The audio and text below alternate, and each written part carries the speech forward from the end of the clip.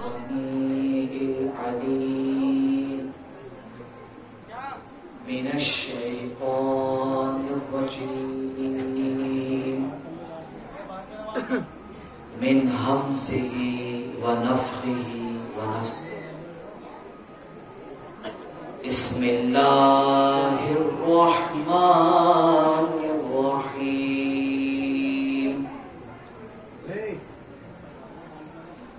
الحمد لله الذي علم بالقلم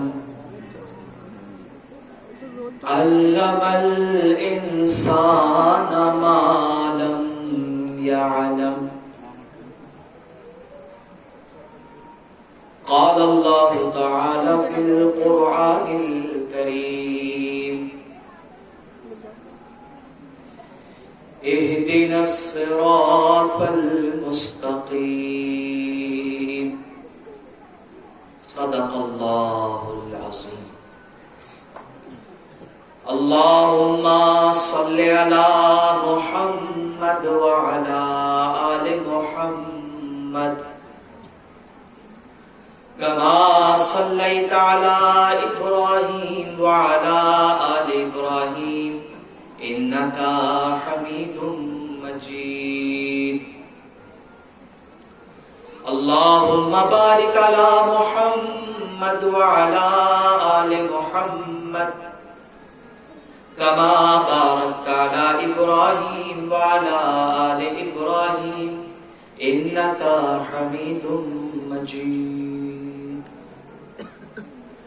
نادي لي مظهر العجائب تجده عونا لك في النوائب كل هم وغم سينجلي وبي ولايتك يا علي يا علي يا علي الصلاة والسلام عليك يا أبا عبد الله وعلى آلك وأصحابك يا أبا عبد الله.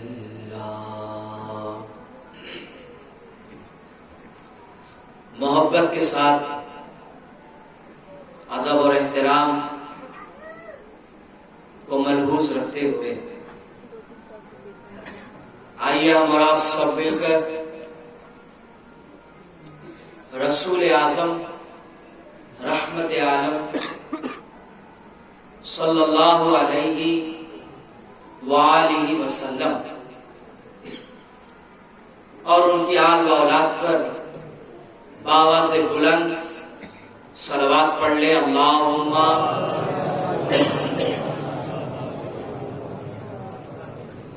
اللہم صلی علی محمد وعلی آل محمد. ایک مرتبہ اور محبت سے مگر بآواز بلند صلوات. اللہم صلی علی محمد وعلی آل محمد. عزیزان ملت اسلامیہ، دینی بھائیوں، بزرگوں اور دوستوں، اللہ پاک کی توفیق سے آج ہماری یہ دوسری محفل ہے اور شب ہے تیسری.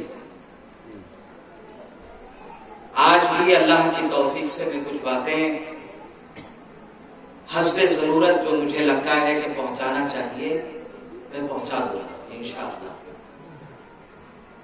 دیکھیے، زندگی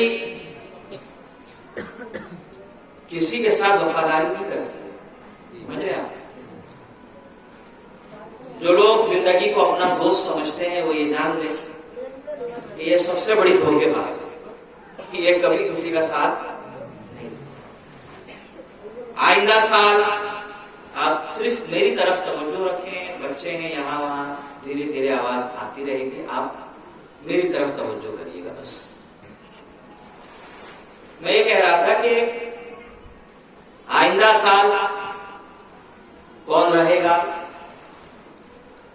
اور کون چلا جائے گا یہ ہم اور آپ نہیں جانتے، مگر یہ سال ہمیں ملا ہے اور تقریباً 2 سالوں کے بعد یہ محفل حسین عزاداری کی اگر سجائی گئی ہے اور ہم یہاں آ رہے ہیں تو ہمیں اس کا فائدہ اٹھا لینا چاہیے. کیا پتا آئندہ سال ہم رہے یا نہ رہے. غم حسین میں روئیے, شرمائیے نہیں. آئندہ سال وہی روئے گا جو زندہ رہے. صحیح. اس لیے میں چاہتا ہوں کہ جو باتیں مجھے پہنچانی ہے میں پہنچا دوں. مجھے خوشی ہے اس بات کی کہ آپ کے اس محفل میں سمجھدار اور پڑھے لکھے لوگ ہیں. ہمارے بچے بھی ماشاءاللہ سمجھتے ہیں, بڑے تو بہت کچھ سمجھتے ہیں. ضرورت ہے بچوں کو پڑھانے کی. یہ منبر ایک طریقے سے درس گاہ ہے. اس میں بیٹھنے والا جو ہے وہ استاد ہے اور آپ کو سکھایا جا رہا ہے. اس کے لیے میں چاہتا ہوں کہ آپ حضرات بہت توجہ سے میری باتوں کو آپ سنیں. محفل کی شروعات ہم نے سب نے مل کر بآواز بلند صلوات سے کی. آپ کے علم میں یہ بات ہوگی اور نہیں ہے تو ابھی یہ علم میں آپ اپنے شامل کر لیجئے. جب بھی آپ صلوات پڑھیں, درود پڑھیں, تو ادھورا مت پڑھیے گا. خاص طور پر بچوں کو نصیحت, ٹھیک ہے, بڑے بھی اس میں شامل ہیں. بچوں کو نصیحت کہ یہ اب ایک جنریشن ہے, یہ ابھی آگے بڑھیں گی اور یہ کل نکاح کریں گے تو پھر ان کی ایک اولادیں آگے چلنے والی. تو یہ جب ابھی سے ٹھیک ہو جائیں گے تو انشاءاللہ پھر آگے کی نسلیں کبھی خراب نہیں ہوتی. صلوات جب بھی پڑھیں ہمیشہ مکمل پڑھیے گا. ادھورا صلوات یہ پڑھنا ٹھیک نہیں ہے. آپ سوچیں گے مولوی صاحب یہ درود تو ہم پڑھتے بھی, آپ یہ ادھورا اور مکمل یہ آپ کیا کہہ رہے ہیں.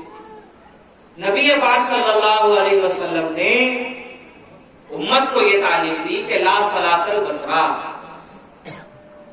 ادھورا درود, دھن کٹا ہوا درود مجھ پر نہ پڑھا کرو. تو صحابہ نے پوچھا کہ یا رسول اللہ پھر آپ ہمیں بتائیے کہ ہم آپ پر پورا درود کیسے پڑھیں.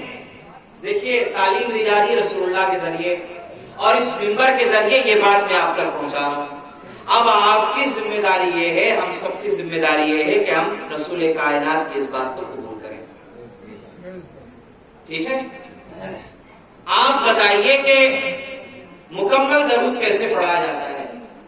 تب اللہ کے نبی صلی اللہ علیہ وسلم نے فرمایا کہ ایسا درود جس میں میری اولاد شامل نہ ہو. سمجھ رہے بات کو؟ دیکھیے بات اگر سمجھے تو اللہ نے زبان آپ کو دی ہے ماشاءاللہ, اس کا اپیوگ کریے. سبحان اللہ کہہ کے, ماشاءاللہ کہہ کے. میں اپنی تقریر کی آپ سے داد نہیں چاہتا. میں جو کہہ رہا ہوں اللہ کے لیے کہہ رہا ہوں اور اجر و ثواب کا میں امیدوار اللہ سے ہوں. سمجھ رہے آپ؟ لیکن آپ اگر جیسے میں نے دیکھا کہ میرے سے پہلے بڑے اچھے اشعار پڑھے جا رہے تھے اور آپ بالکل توجہ سے سن رہے تھے جیسے کوئی آدمی کچھ پڑھ ہی نہیں رہا ہے. لیکن اگر وہ پڑھ رہے ہوں اور آپ سبحان اللہ واہ واہ ماشاءاللہ کہیں تو پڑھنے والے کو بھی ایک جوش آتا ہے. صحیح کہہ رہا ہوں؟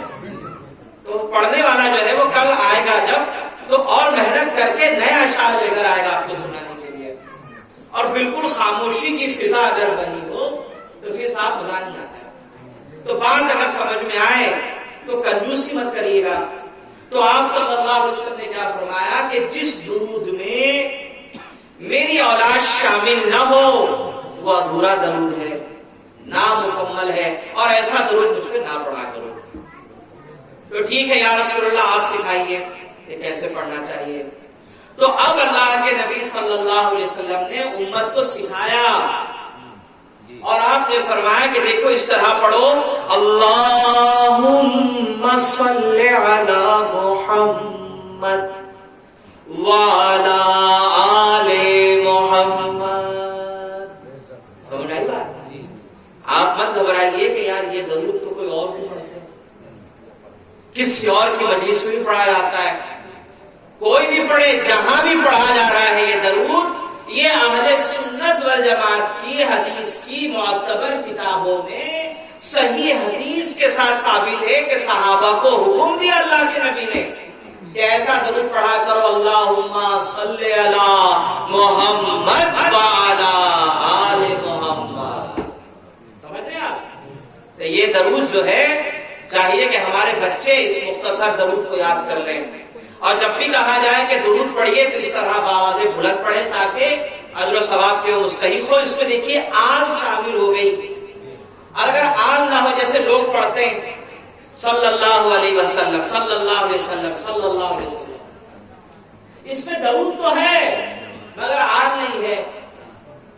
آل کب آئے گی صاحب؟ جب آپ کہیں گے صلی اللہ علیہ وآلہ وسلم. سمجھ رہے ہیں آپ؟ صلی اللہ علیہ وآلہ وسلم. تو یہ درود وہ ہے جو رسول اللہ کو پسند ہے. کیوں پسند ہے؟ کہ اس میں آپ نے ان کی آل کو بھی شامل کیا. تو اللہ نے ملت اسلامیہ، یہ بڑی خوشی کی بات ہے جب میں کہتا ہوں کہ آپ صلوات پڑھیے تو جب آپ کی زبان سے یہ درود کے الفاظ نکلتے ہیں تو میں نے دیکھا کہ الحمدللہ اس میں آل شامل ہے. یہ ہمارے بچوں کو ابھی سے سمجھ لینا چاہیے کہ یہ وہ درود ہے کہ جس کو رسول اللہ نے سکھایا ہے. تو قربان جائیے اللہ کے نبی علیہ السلام پر کہ درود کے اندر بھی اپنی آل کو شامل کر لیا، اپنی اولاد کو شامل کر لیا. اب میں جملہ دے رہا ہوں صاحب، دیکھیے آل نماز میں آپ پڑھ رہے ہیں درود ابراہیم، اس میں آل شامل ہے. درود ابراہیم اس میں آل شامل ہے. اللہم صلی علی محمد وعلی آل محمد، پھر کما صلیت علی ابراہیم، آپ نے مکمل درود پڑھ لیا. آپ درود پڑھ رہے ہیں اے اللہ رحمت نازل فرما محمد پر اور ان کی آل کے اوپر، اے اللہ برکت نازل فرما محمد پر اور ان کی. اب آپ سمجھیے آل کون ہے؟ یہ معلوم ہونا چاہیے نا آپ کو. جب رسول کائنات صلی اللہ علیہ وسلم سے پوچھا گیا کہ آپ کی اہل بیت کون ہے، آپ کی آل کون ہے، تب آپ نے کیا کیا؟ یہ آپ جانتے ہیں، پھر سے ہوم ورک بتا رہا تاکہ ذہن میں بات بیٹھ جائے. اللہ کے نبی نے اپنی چادر مبارک کے اندر جناب زہرا کو شامل کیا، اور پھر ان کے دونوں شہزادوں کو اور پھر علی کو بھی. اور اس کے بعد کیا کہا؟ اللہم ہؤلاء اہل بیت، اے اللہ تو گواہ رہنا یہی میری اہل بیت ہیں. تو جب آپ درود پڑھ رہے ہیں تو نبی کے ساتھ آپ فاطمہ پہ بھی درود پڑھ رہے ہیں، آپ حسن اور حسین پہ بھی درود پڑھ رہے ہیں، آپ علی پہ بھی درود پڑھ رہے ہیں. تو آپ جس کو علی سمجھ میں نہیں آتا وہ درود پڑھنا چھوڑ دے. سمجھ رہے ہیں آپ؟ جس کو فضائل علی سمجھ میں نہیں آتی، بار بار شیعت کا فتویٰ لگاتے ہیں، درود پڑھنا آپ چھوڑ دیں. اس لیے کہ صاحب جیسے درود پڑھیں گے علی وہاں نظر آئیں گے آپ کو. میں جب فضائل علی پڑھوں گا انشاءاللہ آنے والی مجلسوں میں تو آپ کو بتاؤں گا کہ علی سے بھاگنے کے بعد انسان کہیں جا ہی نہیں سکتا. کہاں کہاں علی ہے وہ انشاءاللہ اس مجلس سے بتاؤں گا. تو آپ سوچئے صحابہ ادب اور احترام کے لائق ہیں، واجب الاحترام ہیں، چاہے حضرت ابوبکر صدیق رضی اللہ تعالیٰ عنہ ہو یا حضرت عمر ہو یا حضرت عثمان غنی ہو. صحابی اگر نماز پڑھیں اور اپنی نماز میں علی پہ درود نہ پڑھیں. توجہ کریے گا، کسی عالم سے مسئلہ پوچھیں آپ جا کر کہ صاحب میں نے اتحیات پڑھ لی مگر درود نہیں پڑھا، تو مولوی صاحب کیا فتویٰ دیں گے؟ وہ کہیں گے صاحب نماز ناقص ہو گئی دوہرا کے. جب ابوبکر نماز پڑھ رہے ہیں تو کیا کہیں گے؟ اللہم صلی علی محمد وعلی آل محمد. تو گویا ابوبکر بتا رہے ہیں کہ میں نے نماز میں صرف نبی پہ نہیں علی پہ بھی درود بھیجا ہے. عمر بتائیں گے کہ سیدہ پہ درود بھیجا ہے. عثمان بتائیں گے کہ حسین پہ بھی درود بھیجا ہے. تو صاحب یہ آل ایسی زبردست چیز ہے کہ اللہ کے نبی جانتے تھے، غیبدہ تھے نا، اللہ کے بتائے ہوئے علم سے آپ سب جانتے تھے. تو رسول کو پتا تھا کہ کچھ لوگ آئیں گے جو آل کے حوالے سے گفتگو کریں گے، لوگوں میں فتنہ و فساد پھیلائیں گے. اس کے لیے اللہ کے نبی علیہ السلام نے جب اللہ کا حکم آیا کہ میرے محبوب پہ درود پڑھو سلام پڑھو تو اللہ کے نبی نے پوری امت کو یہ بتا دیا کہ جب تک درود قبول نہیں ہوگا جب تک آل شامل نہیں ہوگی. اور آل کون ہے؟ وہی جو چادر کے اندر آ گئے. تو جو چادر میں ہے وہی درود کے اندر ہے. اب صحابی نماز پڑھے تب بھی آل پر درود ہے, غوث اعظم نماز پڑھے تب بھی آل پہ درود ہے, معین الدین پڑھے تب بھی آل پہ درود ہے. اللہ نے ملت اسلامیہ یہ آل زبردست چیز ہے. سید الشہداء اللہ اللہ. کیا ہم حسین آپ کو بتائیں؟ حسین کو سمجھنے کے لیے اگر آپ کو 950 سال کی عمر دے دی جائے جو جناب نوح کو دی گئی تھی. روایت کے الفاظ ہے, مفہوم بتا رہا ہوں. فضائل اہل بیت سمجھنے کے لیے پڑھنے کے لیے کسی انسان کو 950 سال کی بھی عمر دی جائے اور وہ 950 سال کی عمر میں صرف فضائل اہل بیت پڑھے, فرمایا گیا عمر ختم ہو جائے گی, اینڈ ہو جائے گی, پھر موت آ جائے گی, مگر فضائل اہل بیت کبھی ختم نہیں ہو سکتے. سید الشہداء اللہ اللہ. کیا مقام اور کیا مرتبہ ہے آپ کا. یہ محفل ان کے لیے ہے اور آنے والے یہاں کے بچے, یہاں کے بوڑھے, یہاں کا جوان, یہاں کی مائیں بہنیں سب حسین کے مہمان ہیں. یہ مہمان آپ اس کمیٹی کے لوگوں کے نہیں ہیں, یہ مہمان آپ ہیں حسین ابن علی سید الشہداء کے. رضوان ملت اسلامیہ میں سید الشہداء جو کہہ رہا ہوں یہ تو لقب ہے نا ایمان کا, یعنی شہیدوں کے سردار. اچھا ایک بات بتائیے, شہیدوں کا جو سردار ہے یہ تو حضرت امیر حمزہ ہے, سمجھ رہے ہیں؟ یہ جو لقب ہے سید الشہداء, شہیدوں کے سردار, یہ لقب اللہ کے رسول نے خود دیا ہے حضرت امیر حمزہ کو. اس کے علاوہ یہ لقب رسول اللہ نے کسی کو نہیں دیا. تو پھر ہم اور آپ حسین کو سید الشہداء کیوں کہتے ہیں صاحب؟ یہ سمجھنے والی بات ہے نا. تو جب رسول اللہ نے امیر حمزہ کو جو رشتے میں چچا ہیں آپ کے, ان کی شہادت پر جب کہا کہ یہ سید الشہداء ہیں تو حسین ابن علی کو سید الشہداء کیوں کہا جاتا ہے؟ بس یہ سمجھا کر میں اپنی بات شروع کرتا ہوں.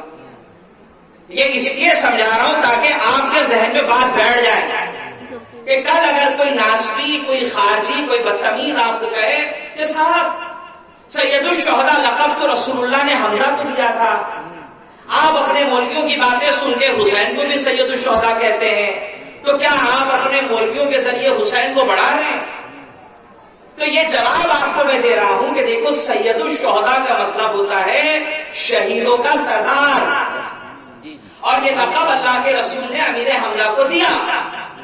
لیکن ایک صحیح حدیث میں آپ کو سنا رہا ہوں, آپ صلی اللہ علیہ وسلم نے یہ بات بیان فرمائی ہے کہ جس انسان نے ظالم اور جابر حکمران کی آنکھوں میں آنکھیں ڈال دے, سمجھ رہے ہیں, جو انسان ظالم اور جابر حکمران کی آنکھوں میں آنکھیں ڈالے اور پھر حق کا علم بلند کرے, سمجھ رہے ہیں آپ, جو ظالموں کی حکومت کو قبول نہ کرے اور اس کے مقابلے میں حق کا پرچم بلند کرے اور پھر لڑے یہاں تک کہ مارا جائے, اللہ کے نبی نے کہا یہ بھی سید الشہداء کہلائے گا. تو حسین ابن علی نے امیر شام کے منحوس اور لعنتی اولاد کے مقابلے میں جو حق کا پرچم بلند کیا اور 10 محرم کو جو جہاد کیا اس میں جو آپ کی شہادت ہوئی, تو رسول اللہ کے فرمان کے مطابق جس طرح حمزہ سید الشہداء ہوئے ٹھیک اسی طریقے سے حسین. سمجھ رہے ہیں آپ؟ یہ ہمیشہ پوائنٹ یاد رکھیے گا, کیونکہ میں بیٹھتا ہوں تو تھوڑا بہت یوٹیوب وغیرہ دیکھتا ہوں کہ کیا ہنگامہ ہو رہا ہے, کیا کھچڑی پکائی جا رہی ہے اور نیا نیا کیا مال مارکیٹ میں بیچا جا رہا ہے. تو آج ایک دو کلپس میں نے سنی جو سعودیہ والوں کے لال رنگ کے دوپٹے جو ڈالے ہوتے ہیں سر پہ, اور گھروں میں جو کوکر ہوتا ہے جس میں گوشت بنایا جاتا ہے, تو اس کے اوپر جو بلیک کلر کا جو ربڑ دیکھا ہم نے, وہ جو سروں پہ ڈالے گی وہ تو گھومتے ہیں, لال رومال اور سروں کے اوپر کوکر کے ربڑ. تو یہ جو ہے فساد پھیلا رہے کہ صاحب یہ سید الشہداء کیسے ہوئے, سید الشہداء ایسے ہو گئے جناب کہ انہوں نے تمہارے لاڈلے یزید کو قبول نہیں کیا، جس کی تم قصیدے پڑھتے ہو ان کو قبول نہیں کیا، بلکہ حق کا پرچم بلند کیا۔ عزیزان ملت اسلامیہ، آج تھوڑا سا مجھے برداشت کریے گا، کل سے میں اللہ کی توفیق سے فضائل اور شہادتیں آپ کے سامنے سناتا رہوں گا۔ آج کچھ تلخ سچائیاں ہیں، میں چاہتا ہوں کہ جو ہے وہ آپ کے سامنے میں رکھوں، تاکہ میں نے ابتدا میں کہہ دیا کہ آئندہ سال کون رہے نہ رہے، محفلیں تو انشاءاللہ ہوتی رہے گی، ہم رہے نہ رہے ذکر حسین بلند رہا ہے اور رہے گا۔ فرض صرف یہ ہے کہ بولنے والا آج میں ہوں، کل کوئی اور ہوگا، سننے والے آپ ہیں، کوئی اور بھی سنے گا، لیکن ذکر حسین ہمیشہ یہ سلسلہ چلتا رہے گا۔ تو کچھ حقیقتیں اور سچائیاں، اس کے لیے میں نے یہاں کچھ چھوٹے چھوٹے سے جو ہے میرے بھائیوں میں نے پوائنٹس نوٹ کر لیے، میں چاہتا ہوں کہ سارے پوائنٹس جو ہے نا وہ آپ کے سامنے رکھوں۔ دیکھیے، اگر آپ سے پوچھا جائے کہ صاحب یہ بتائیے آپ محرم کے 10 دن محفل کرتے ہیں، حسین ابن علی کا ذکر ہو رہا ہے، تو آخر یہ کربلا کیوں ہوئی؟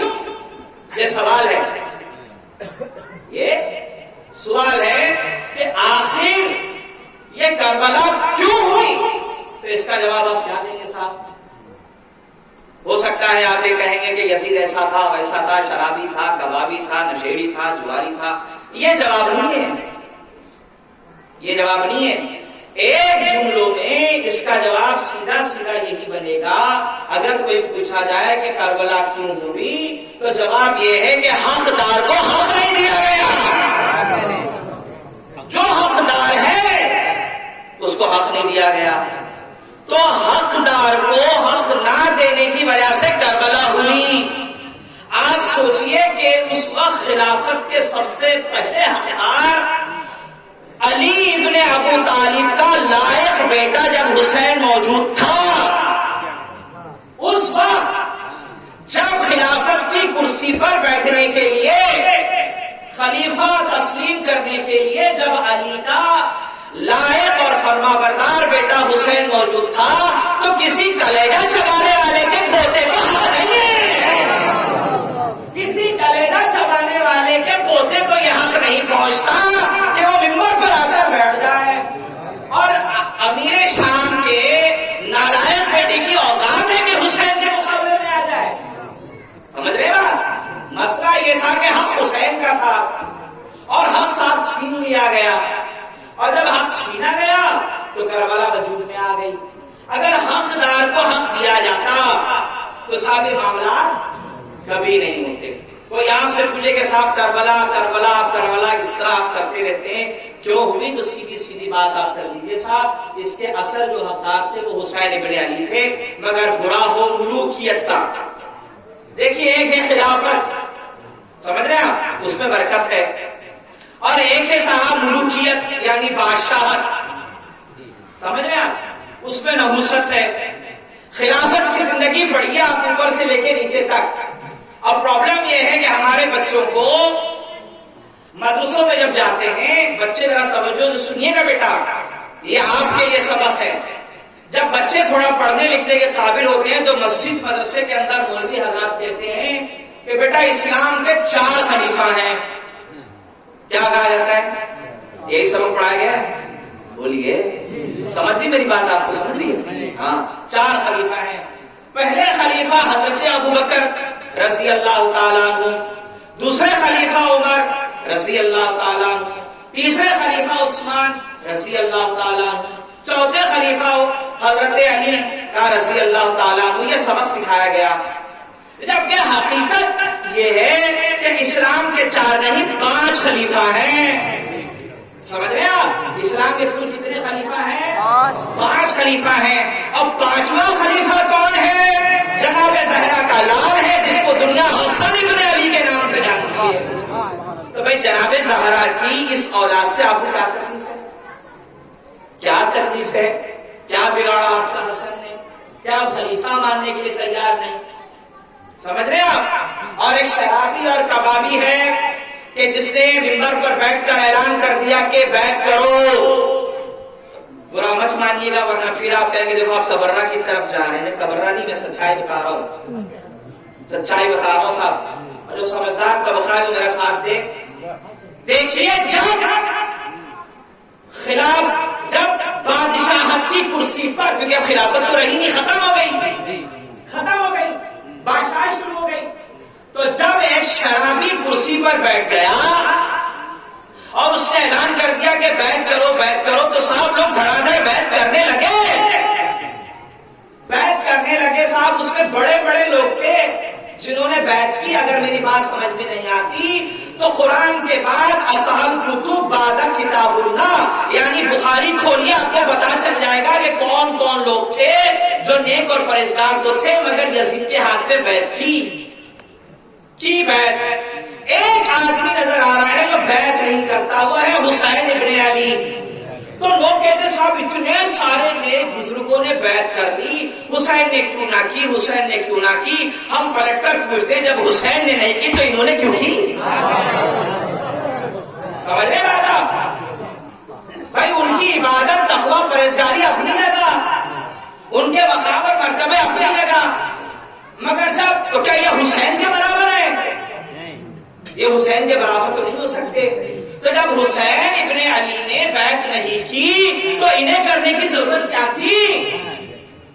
سمجھ رہے ہیں آپ؟ تو اللہ نے ملت اسلامیہ ہمیشہ یہ نہیں دیکھا جائے گا کہ میجورٹی کدھر ہے.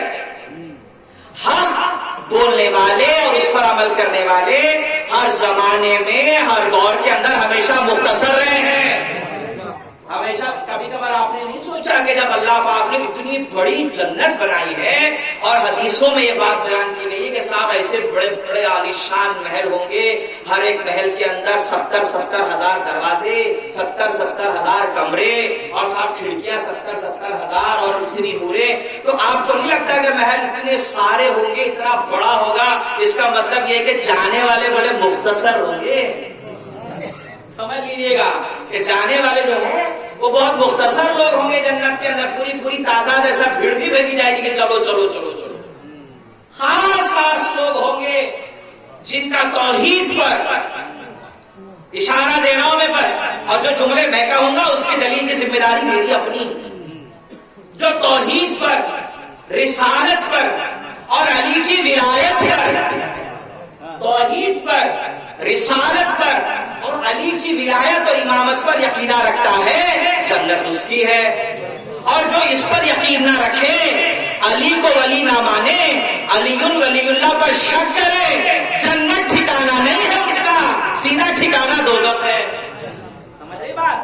اللہ نے ملت اسلامیہ بات یہاں سے چل رہی تھی کہ خلافت مکمل ایک الگ چیز ہے اور ملوکیت مکمل ایک الگ چیز ہے. جس پوائنٹ کو میں چاہتا ہوں کہ آج میں آپ کے سامنے رکھوں، اس میں سے پہلی چیز جو ہے وہ یہ ہے میرے بھائی کہ دیکھو اسلام جو ہے نا یہ اللہ کا پسندیدہ مذہب ہے.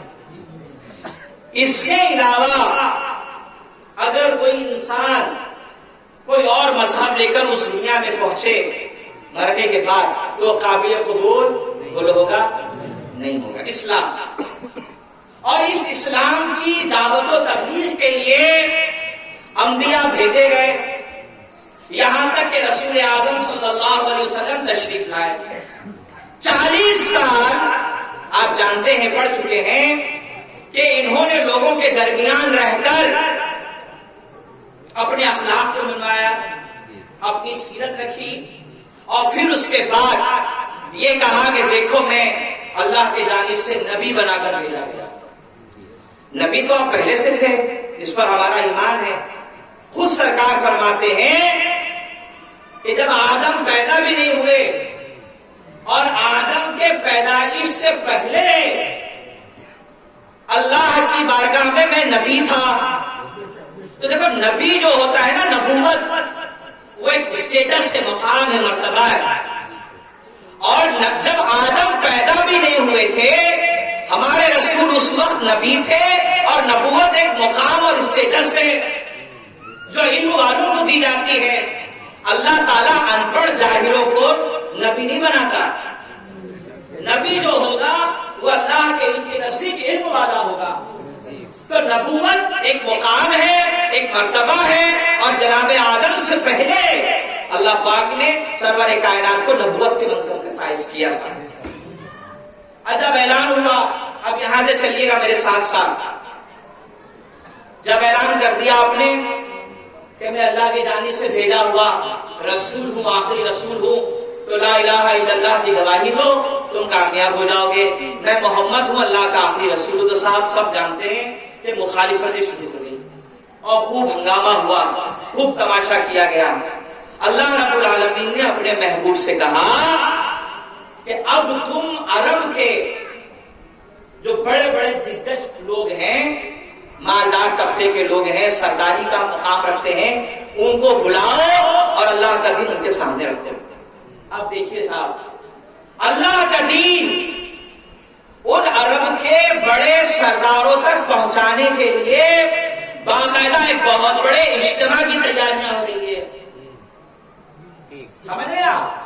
باقاعدہ ایک اجتماع کی تیاری ہو رہی ہے۔ جس طرح اس محفل کو سجانے کے لیے، یہ ذکر حسین کے لیے پہلے یہ مقام سلیکٹ کیا گیا کہ صاحب جتنے حسینی آئیں گے بیٹھیں گے کہاں؟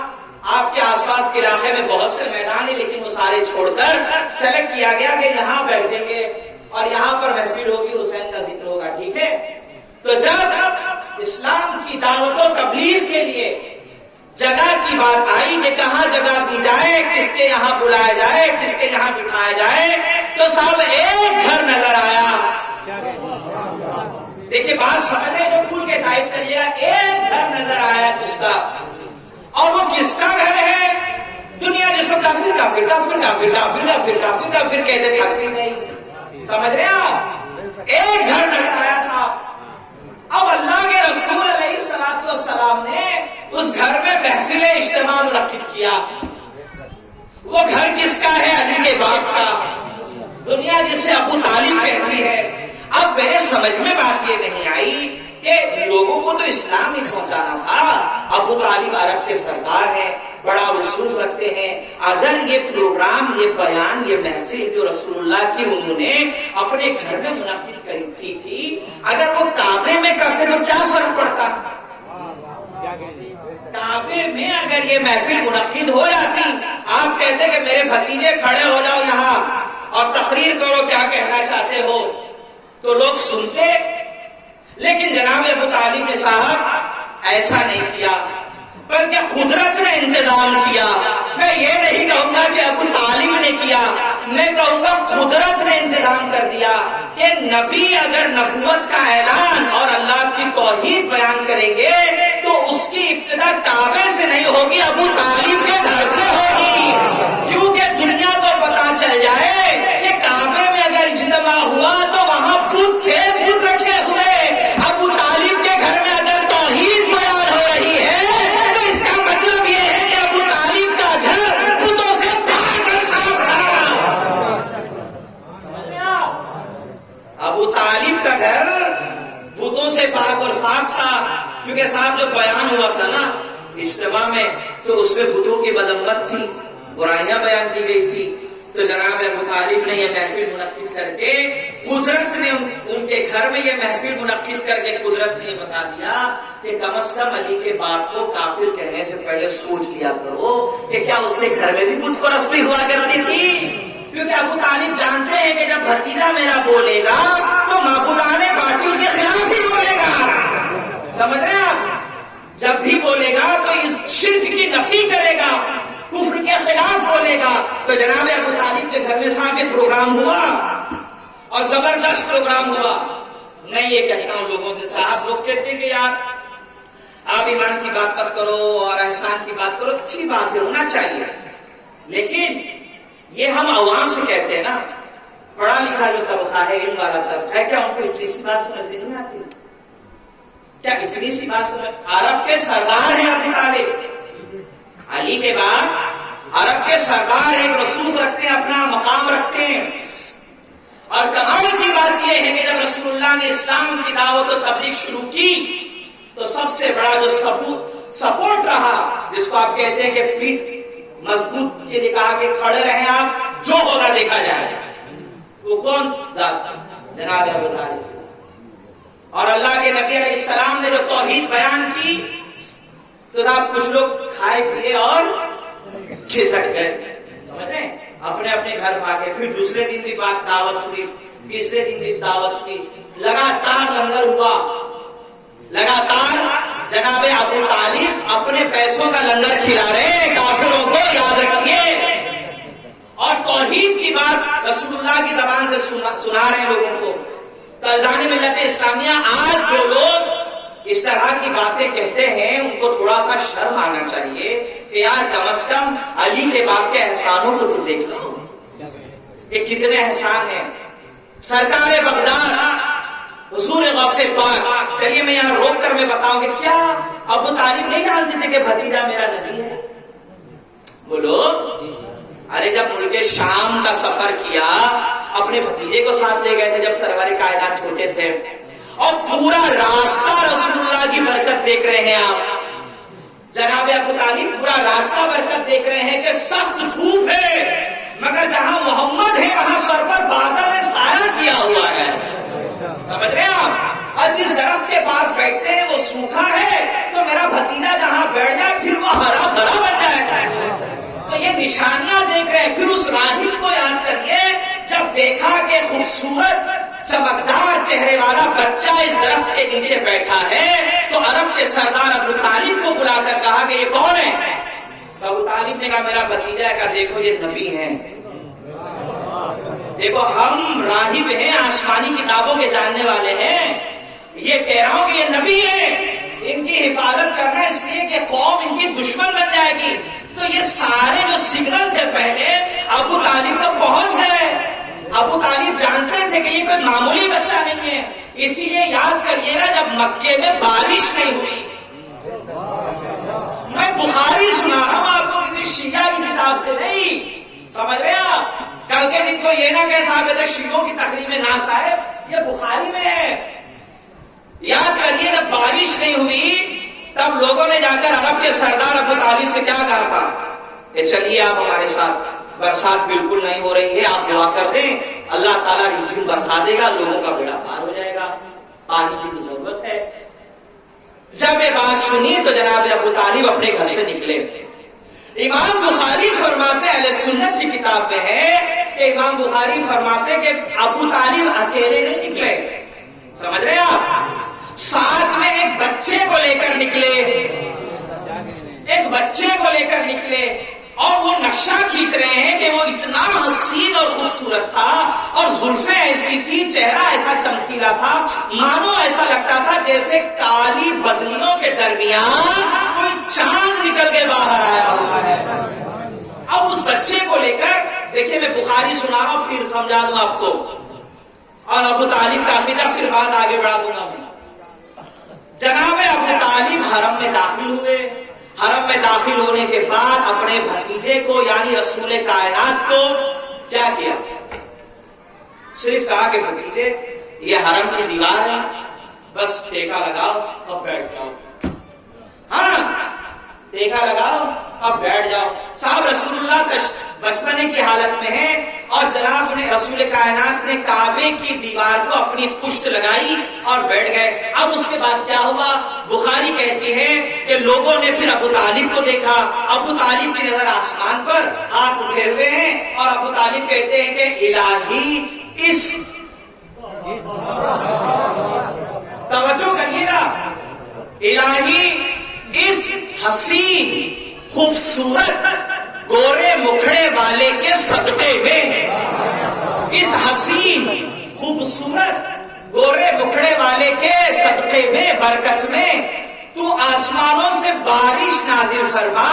یہ حسین چہرے والا وہ ہے جو یتیموں کا مددگار اور بیواؤں کا سہارا ہے۔ میں کہوں گا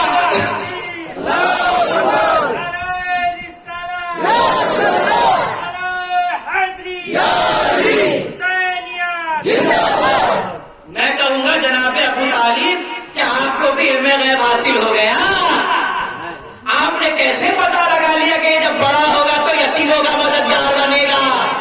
آپ نے کیسے پتا لگا لیا کہ یہ بیواؤں کا سہارا بنے گا؟ گویا ماننا پڑے گا کہ ابو طالب کی نگاہیں کوئی معمولی نگاہیں نہیں تھی،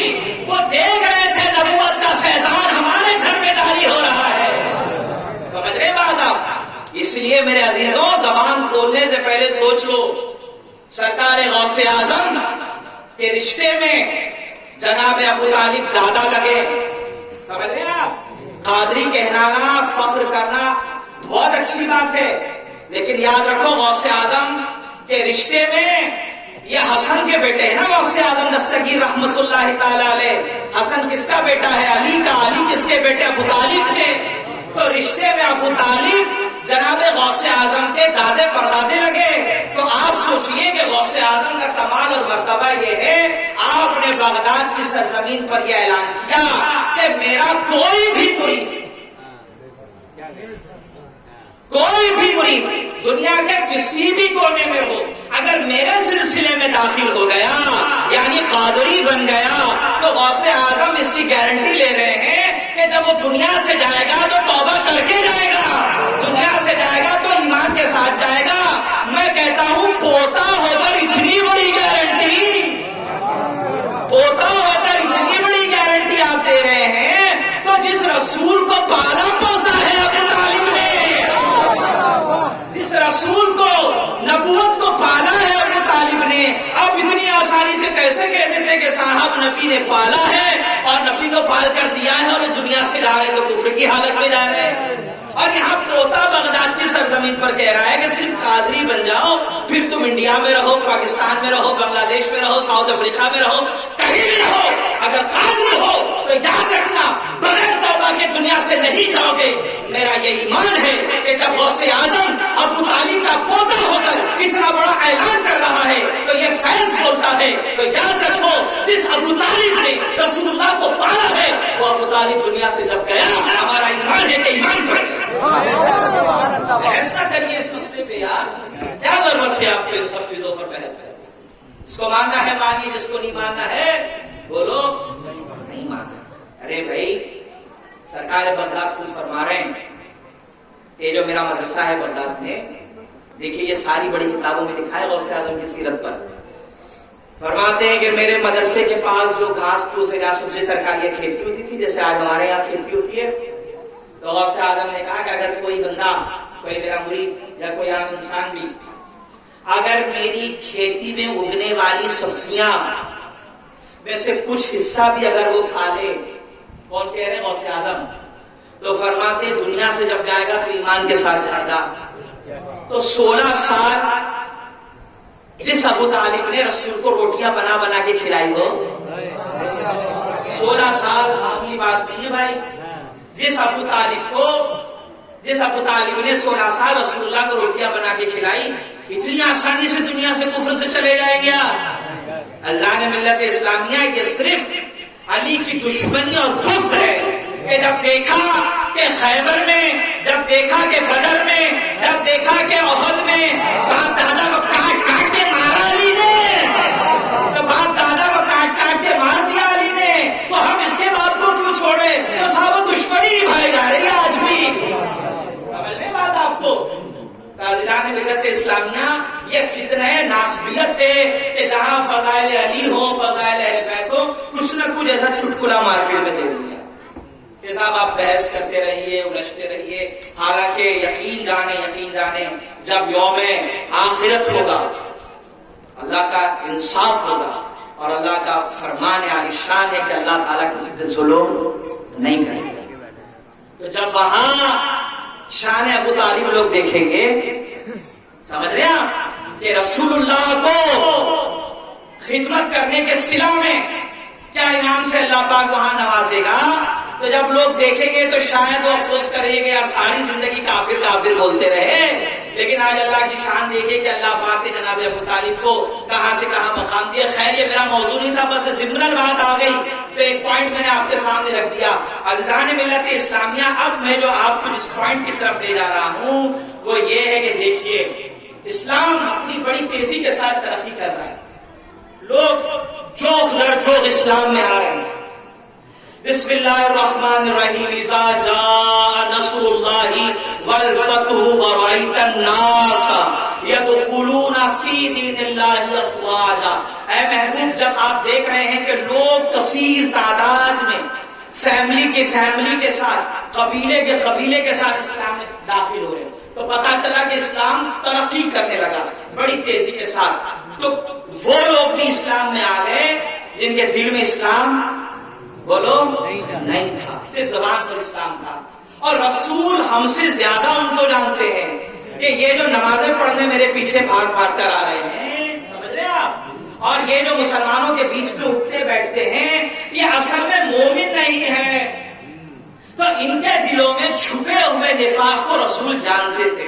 اسی لیے اللہ کے نبی صلی اللہ علیہ وسلم نے امت کو بار بار بار بار بار بار نصیحت کی, بلکہ وصیت کرتے رہے کہ دیکھو میرے بعد میری اہل بیت کا خیال رکھنا, سمجھ رہے ہیں, میری اہل بیت کا خیال رکھنا, خبردار ان پہ کوئی ظلم نہیں کرنا, ان کے حق نہیں مارنا, ان پر کوئی اتیاچار نہیں کرنا, ان کی عزت, ان کا ادب اور احترام کرنا. یہ رسول اللہ بار بار سمجھا رہے ہیں. تو آپ حدیثوں کو پڑھیں تو یہ روایتیں آ رہی ہیں بہت زیادہ, تو بار بار رسول اللہ کو بولنے کی کیا ضرورت تھی؟ اس کا مطلب یہ ہے کہ رسول اپنی نگاہوں سے دیکھ رہے ہیں کہ ایک وقت آئے گا کہ یہی لوگ جو میرے آس پاس ہیں ان کی اولادیں پھر میری اولادوں پہ ظلم کرے گی. سمجھ رہے ہیں آپ؟ اللہ کے نبی دیکھ رہے ہیں, نصیحت کریں گے سدھر جاؤ, اب بھی وقت ہے میری اولاد کے ساتھ اچھا سلوک کرنا, اچھے کے ساتھ ان کی ذکر کرنا. تو یہ رسول اللہ بار بار فرماتے رہے. مگر ہوا عزیزوں وہی جو میں نے پچھلی رات آپ کے سامنے بات رکھی کہ صرف 50 سال کے اندر, دیکھیے بھارت کو آزاد ہو کر آج 70 کے اوپر قریب ہم پہنچ گئے, 60 65 70 کے قریب پہنچ گئے. کتنا کم پیریڈ ہے یہ ملک آزاد ہو گیا, لیکن پرانی یادیں ہیں ہمارے پاس کہ کس نے کیسی قربانی دی, کس نے کیا کیا بلیدان دیا, ہم اس کو یاد کرتے رہتے ہیں. صرف 50 سال کے اندر اگر رسول اللہ کی پوری آل کے ساتھ اتنا دردناک حادثہ پیش آ جائے, اور یہ حادثہ پیش آنے کے پیچھے جو لوگ شامل حال ہیں, صاحب نہ تو وہ کافر ہیں, سمجھ رہے ہیں آپ, نہ تو بھیڑ چمار کی اولاد ہے, نہ یہودی ہے نہ عیسائی ہے. تو جتنے بھی رسول اللہ کے بچوں پہ ظلم کر رہے تھے وہ سب کے سب مسلمان تھے, اور رسول اللہ کی نگاہیں دیکھ رہی تھی کہ یہ ان کی اولادیں وہاں ہنگامہ کرے گی. اس لیے رسول بار بار نصیحت کرتے رہے. تو الزام ملت اسلامیہ خلافت کے ختم ہوتے ہی جب بادشاہت شروع ہوئی تو یہ منحوسیت اور یہ ظلم اس کا آغاز ہوا. یزید جیسے لعنتی اور منحوس نے جب کرسی پر بیٹھا تو پھر یہ حادثہ ہوا. تو یہ ملوکیت تھی. دیکھیے خلافت کی خوبصورتی کو آپ دیکھیے, اور ایک طرف آپ ملوکیت کو دیکھیے گا, آپ کو بہت بڑا فرق نظر آئے گا, بہت بڑا فرق نظر آئے گا. اسلام یہ نہیں ہے کہ تم بے گناہ بچوں کو مار دو. سمجھو آپ, جو لوگ حکومت سعودیہ کے ریال کے ٹکڑوں پر پلتے ہیں اور حسین کے خلاف بھونک رہے ہیں, وہ یہ جان لے کہ ہم یزید کے اسلام کو نہیں مانتے. ہم اسلام مانتے ہیں حسین کا, ہم اسلام مانتے ہیں خلافت راشدہ کا. اس لیے کہ اس دور میں یہ نہیں تھا کہ بچوں کو مارا جائے. سمجھ رہے ہیں آپ, جب بچے پیدا ہوتے تھے اور لڑکیاں ہوتی تھی تو اللہ کے نبی نے جب دیکھا کہ لوگ قتل کر دیتے ہیں, زمین میں زندہ دفن کر دیتے ہیں, تب اللہ کے نبی نے کیا کیا, یہ رسم توڑ دی اور کہا خبردار آج کے بعد یہ رسم نہیں چلے گی. اگر لڑکی ہوئی ہے اس کو پالو پوسو, تعلیم اور تربیت دو, اچھی جگہ شادی کراؤ. اللہ کے نبی کہتا اگر کسی باپ نے ایسا کیا تو حضور فرماتے مبارک ہو, جب تو جنت میں آئے گا تیرا میرا گھر بالکل قریب قریب ہوگا. یہ خوشخبری دی رسول اللہ نے. نتیجہ یہ ہوا کہ پھر بچیوں کا قتل کرنے کا سلسلہ ختم.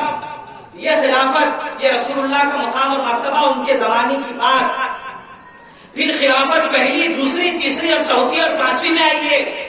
وہاں آپ کو نہیں دکھے گا کہ کسی نے بچوں کو مارا ہو, مگر جیسے ہی امیر شام کی منحوس اولاد کرسی پر بیٹھی تو اس نے بچوں کو کربلا میں قتل کروایا.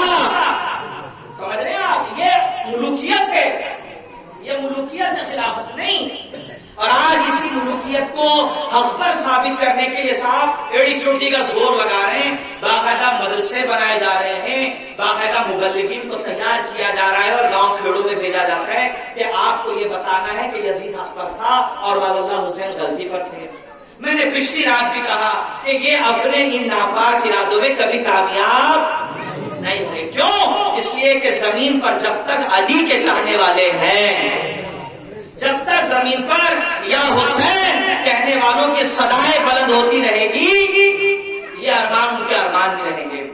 عزیزان ملت اسلامیہ، ایک طرف بچوں کا قتل ہو رہا ہے، ایک طرف آپ دیکھیے اسلام یہ سکھا رہا ہے خلافت میں کہ تم اپنے بڑوں کی عزت کرو، ان کا ادب اور احترام کرو، لیکن جب خلافت سے ہٹ کر ملوکیت میں گیا یہ سلسلہ تو دنیا نے دیکھا کہ ممبروں پر مومنوں کے امیر پر لعن طعن ہوئی، گالیاں دی گئی، ان کو برا بھلا کہا گیا۔ اس کا معنی یہ ہے کہ یہ ملوکیت تھی، خلافت نہیں تھی۔ سمجھے؟ جو لوگ یزید کو گھسیٹ کر خلیفہ بنانے کے چکر میں لگے ہوئے، وہ یہ جان لے کہ وہ ایک لعنتی منحوس بادشاہ تھا، خلافت نہیں تھی اس کی۔ اس نے اپنے زمانے میں تقریباً 90 سال تک، یہ معمولی بات نہیں ہے صاحب، امام جلال الدین سیوطی فرماتے 90 سال تک بنو امیہ کے ممبروں پر سیدنا علی ابن ابی طالب کے خلاف لعن طعن کا سلسلہ جاری رہا۔ ہر جمعہ کے خطبے میں، عیدین کے خطبے میں اسلام کے 70,000 ممبر، یعنی اس زمانے کے 70,000 مسجد کے اندر ممبروں پر علی کو برا بھلا کہا گیا۔ اور یہ سلسلہ کب ختم ہوا؟ یہ سلسلہ ختم ہو رہا ہے حضرت عمر بن عبدالعزیز کے زمانے میں، کہ انہوں نے سرکاری آرڈر قائم کیا۔ انہوں نے کہا خبردار، علی کے خلاف اب یہ بدتمیزی نہیں چلے گی، اب اگر کسی نے بھی لعن طعن کیا تو بحیثیت خلیفہ میں اس کے خلاف آواز اٹھاؤں گا اور اس کو قتل کر دیا جائے گا۔ تو کہا کیا کریں، لوگوں کو عادت ہو گئی ہے برا بھلا سننے کی، بولنے کی۔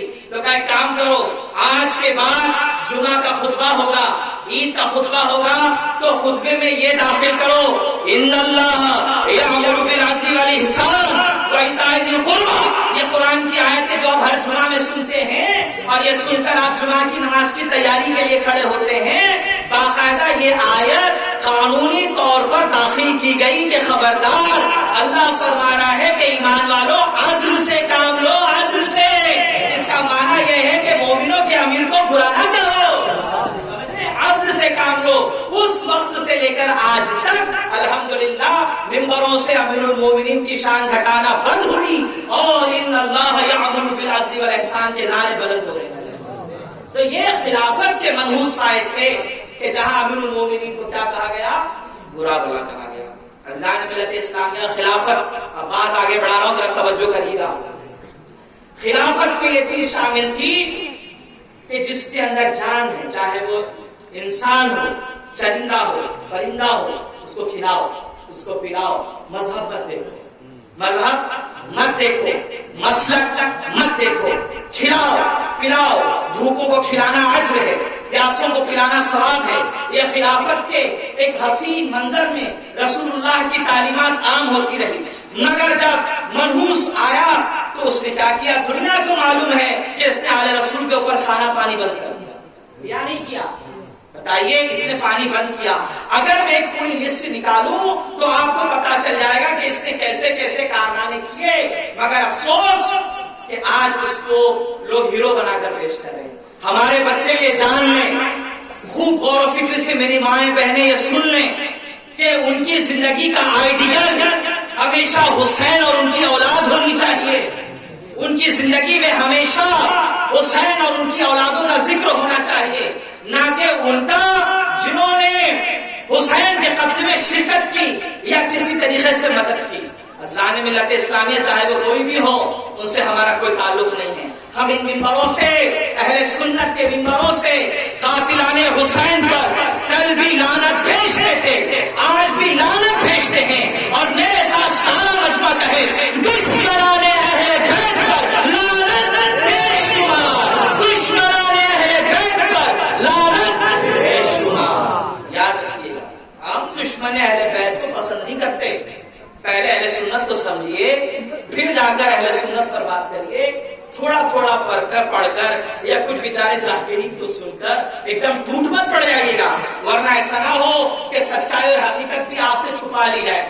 عزیزان ملت اسلامیہ، ایک سازش جو میں چاہتا ہوں کہ آج آپ کو بتاؤں۔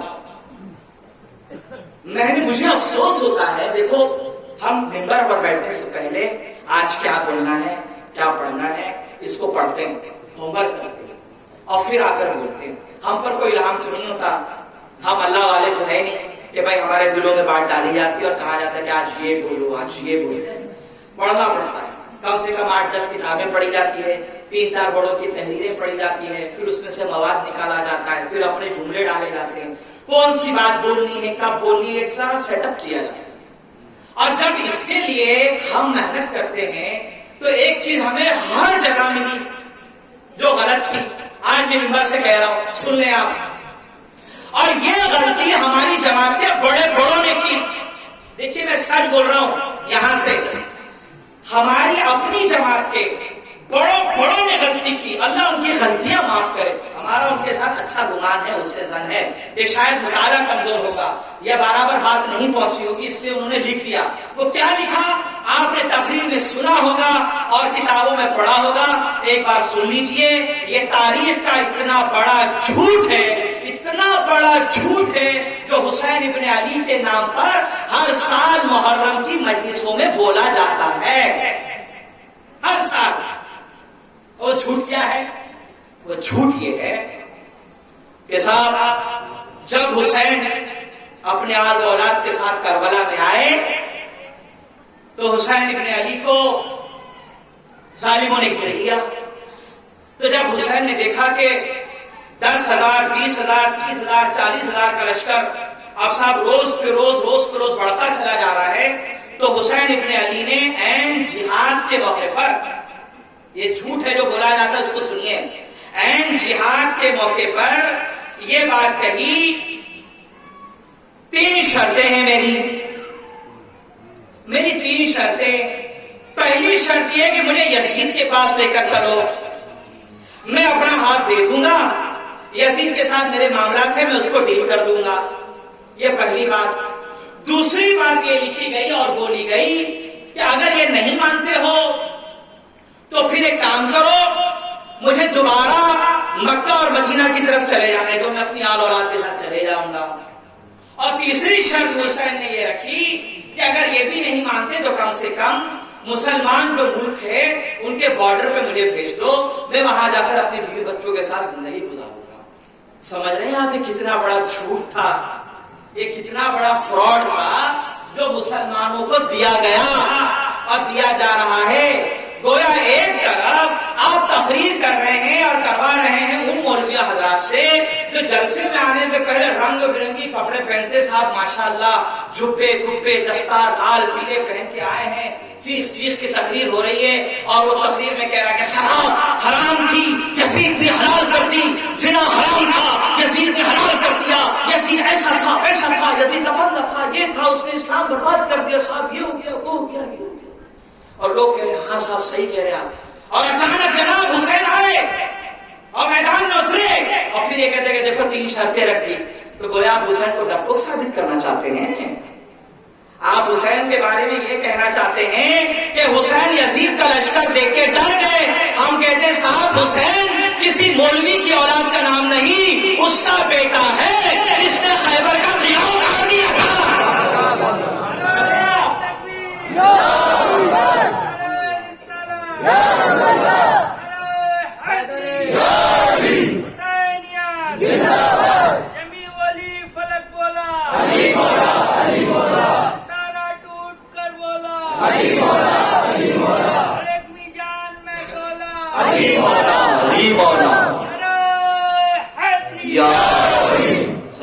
اسلامیہ یہ تاریخ کا اتنا بڑا جھوٹ ہے، اور وہ جھوٹ کیوں میں آپ کو بتا رہا ہوں۔ جس کتاب میں جہاں بھی یہ بات لکھی ہوئی ہے وہاں 2 لوگ ایسے ہیں جس کو ہم راوی کہتے ہیں، وہ ان کے بارے میں لکھا ہوا ہے کہ یہ صبح اور شام اپنے منبروں سے علی پہ لعنت کیا کرتے تھے۔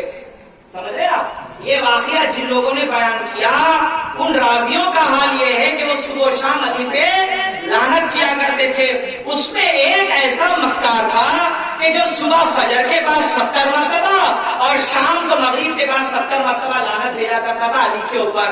تو میں یہ کہتا ہوں اس عظیم جہاد کو ڈائنامیٹ کرنے کے لیے ان جھوٹے اور مکار راویوں کے ذریعے سے یہ کہانی بنائی گئی تاکہ پتا چلے کہ حسین ڈر گئے اور حسین نے کہا کہ صاحب ہمیں بھیج دو، ہم وہاں پہنچ جائیں گے۔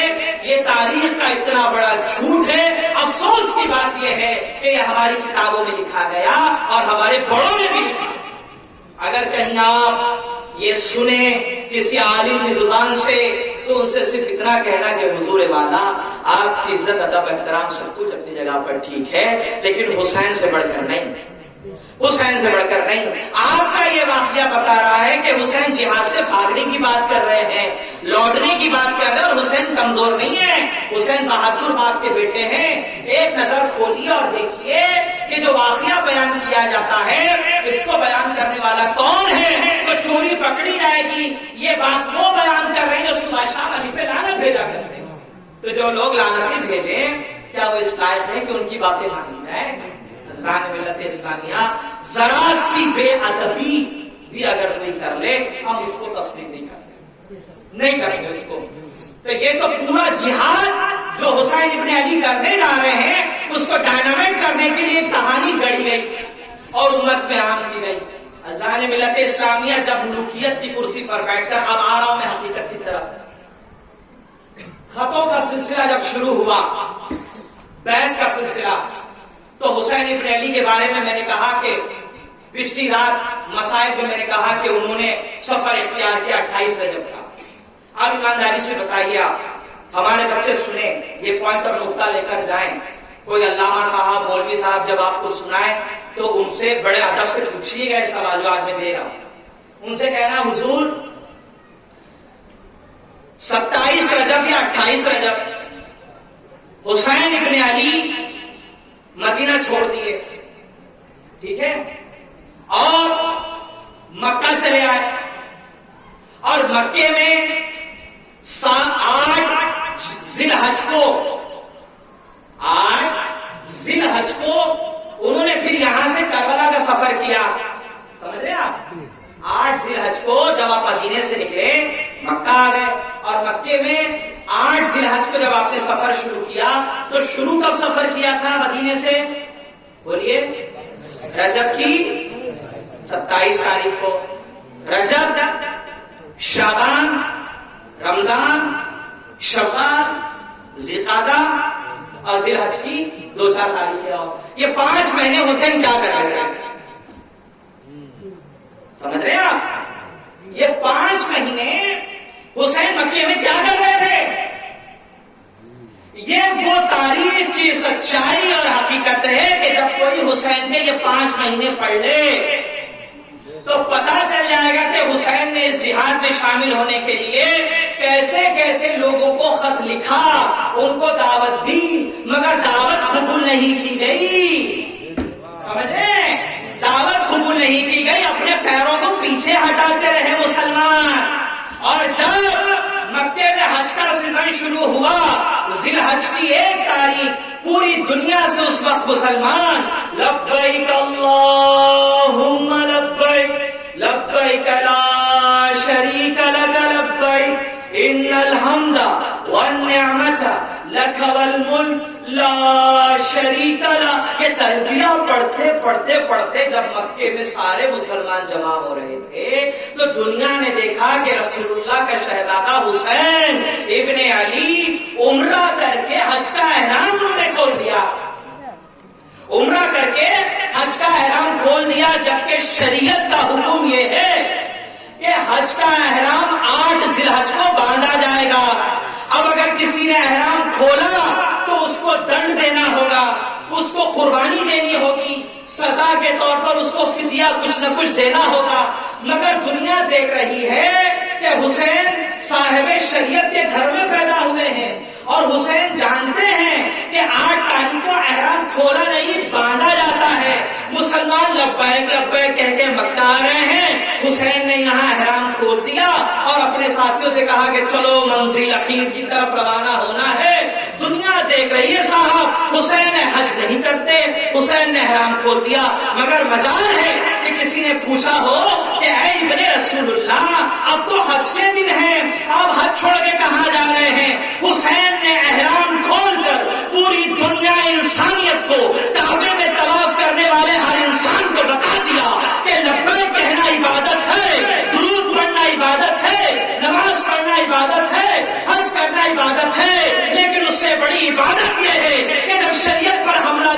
والا آ جائے تو احرام کھول دو، لبیک بند کر دو، قنوت پڑھنا بند کر دو اور خدا کے لیے اپنی جان قربان کرنے کے لیے میدان میں نعرہ تکبیر، نعرہ رسالت، نعرہ حیدری، حسینیت، حسینیت، نعرہ تکبیر۔ ملت اسلامیہ حسین بتا دیے لوگوں کو کہ کیا کر رہے ہو، لبیک اس وقت رہے گی نا جب اسلام رہے گا، طواف اس وقت کرو گے نا جب اسلام رہے گا، زمزم اس وقت پیو گے جب اسلام رہے گا۔ مگر حسین نے بالکل خاموش تبلیغ کی، احرام اتارا، روانہ ہو گئے۔ یہاں کہہ کر میں جملہ کہہ دوں، حدیث صحیح میں آتا ہے، اللہ کے نبی فرما رہے ہیں، آپ نے بھی 10 بار سنا، پھر سے سن لیجئے، حدیث میں ہے، آپ فرماتے ہیں میری اہل بیت نجات کی کشتی ہے۔ سنا نہیں آپ نے؟ میری اہل بیت نجات کی کشتی ہے۔ تو عزیزان ملت اسلامیہ 8 ذی الحج کو نجات کی کشتی لوگوں کے نظروں کے سامنے گزر گئی، لوگوں کے سامنے گزر گئی، لیکن لوگ سمجھ نہ پائے کہ نجات کہاں ہے۔ وہ نجات ڈھونڈ رہے کعبے کے چکروں میں، وہ نجات ڈھونڈ رہے زمزم پینے میں، وہ نجات ڈھونڈ رہے تو چادروں کے اندر، مگر حسین جو نجات کی کشتی تھی خاموشی سے ان کے سامنے سے گزر گئی۔ مگر ہائے رے مسلمان، تو طواف میں مشغول رہ گیا اور حسین نے اپنی جو قربانی پیش کر کے ہمیشہ کے لیے رب کی بارگاہ میں سرخ وہی انہیں کیا۔ نجات کی کشتی صاحب چلے گئی اور لوگ جو ہے وہ لبیک اللہم لبیک میں لگے رہے۔ خیر کوئی بات نہیں، میں ہمیشہ یہی کہتا ہوں صاحب، تقدیر میں جو لکھا ہے وہ بولو ہو کے رہے۔ اللہ نے 72 شہیدوں کا نام تقدیر میں لکھ دیا، اب نہ تو 71 ہوگا نہ تو 73۔ سمجھے آپ؟ جس صحابی کو لشکر میں حسین کے آنا تھا وہ آ گئے، اب نیا کوئی نہیں آئے گا، کیونکہ اسلام کی حفاظت کے لیے جو قربانی اب حسین دینے جا رہے ہیں اس میں جو لوگوں کی لسٹ بنی ہوئی ہے وہ لسٹ اللہ نے تقدیر میں پہلے سے لکھ دی۔ تو اب مسلمان چاہے کتنا بھی طواف کر لیں، روزے رکھ لیں، حج کر لیں، ان کے مقدر میں بات نہیں تھی، مگر نمازیوں کو اللہ کے شکر کو ادا کرنے کے بعد، ہر نماز کے بعد، ہر سجدے کے بعد ہر نمازی پر یہ واجب ہے کہ وہ حسین کا شکریہ ادا کرے، اس لیے کہ اگر حسین یہ سفر نہیں کرتے تو جناب نماز کی شکل بدل جاتی۔ آج اگر نماز کی شکل محفوظ ہے تو وہ حسین کی بدولت ہے، اور ہم احسان مند لوگ ہیں، احسان فراموش نہیں۔ اسی لیے چاہے سنی ہو، چاہے کسی بھی مسلک سے اس کا تعلق رکھتا ہو، اگر دل میں حسین ہے تو نمازوں کے بعد کہو شکریہ حسین، تیری قربانی نے آج رب کی عبادت کا مزہ چکھا دیا۔ حسین کا شکریہ ادا کرے۔ اللہ نے ملت اسلامیہ بیعت کا سلسلہ بڑھ گیا، مصائب کی طرف میں آ رہا ہوں۔ میں نے کل کہا کہ اگر آپ مصائب سننے کے شوقین ہیں تو اس کیفیت کے ساتھ نہ سنیں کہ آپ مجھے دیکھ رہے ہیں۔ ایک فزیکلی ایک سسٹم ہوتا ہے کہ انسان کا دل دماغ ڈائیورٹ ہو جاتا ہے۔ دیکھیے رونے میں شرمائیے گا نہیں، پوری مجلس انشاءاللہ ایک 10-15 منٹ کی میں بتاؤں گا کہ کون کون رویا اور رونے میں فائدہ کیا ہے۔ وہ آئیں گے انشاءاللہ، بھی تو ہمارا آپ کا ساتھ ہے انشاءاللہ، وکاس ہے۔ کیا خیال ہے آپ کا؟ وکاس کیسے ہوگا؟ انشاءاللہ حسینیت کی لہر میں عروج ہوگا، انشاءاللہ یزیدیت دفن تھی دفن ہی رہے گی، انشاءاللہ آپ کے علاقوں کے اندر کوئی ناسبی کیڑا پھڑپھڑائے گا نہیں، نہ مچھر بن بنائیں گے، اگر آپ پوری توجہ سے حسین کو سمجھیں اور پڑھ لیں۔ اللہ نے ملت اسلامیہ جب بیعت کا سلسلہ جاری ہوا اور حسین نے انکار کر دیا تو جناب حسین نے دیکھا کہ بہت سے خط آ گئے، اور خط لکھنے والے بڑے بڑے لوگ تھے، میں بتاؤں گا سب کے نام، کیونکہ میں نے پہلے کہہ دیا، اور ان کا اسٹیٹس بھی بتا دوں گا کہ کون لوگ تھے۔ یہ نہ کہو کہ کوفی ایسے تھے، کوفی ویسے تھے، کوفیوں نے دھوکہ دیا، آج سب کھول کے جاؤں گا انشاءاللہ، سب بتا کر جاؤں گا۔ یہ منہ بند کر دو کہ کوفیوں نے کیا، اگر کوفی کا مطلب یہ ہوا کہ کوفہ کا رہنے والا، جیسے آزمی اعظم گڑھ والا، بستوی بستی والا، سمجھ رہے ہیں آپ، رامپوری رامپور والا، کوفی یعنی کوفہ والا پتا تو چلے کہ بلانا والا مسلمان تھا یا کوئی بھیڑ چمار. دنیا کہے گی مسلمان تھا تو پوچھوں گا کہ کس نے بلایا, کون سا مسلک رکھتا تھا. سمجھ رہے ہیں آپ؟ وقت آئے گا, بات آئے گی. عزیزان ملت اسلامیہ, جب خط حسین ابن علی کے ہاتھوں میں پہنچے تو مولا حسین نے دیکھا کہ بہت سارے خط آ رہے ہیں اور ایک کے بعد بہت سے خطوں کا سلسلہ جب جاری ہو گیا تو حسین ابن علی نے اپنے کزن بھائی حضرت مسلم ابن عقیل علیہ السلام کو حالات کا جائزہ لینے کے لیے بھیجا. مسلم کون ہے؟ عقیل کے بیٹے ہیں. عقیل کون ہے؟ علی کے سگے بھائی ہیں.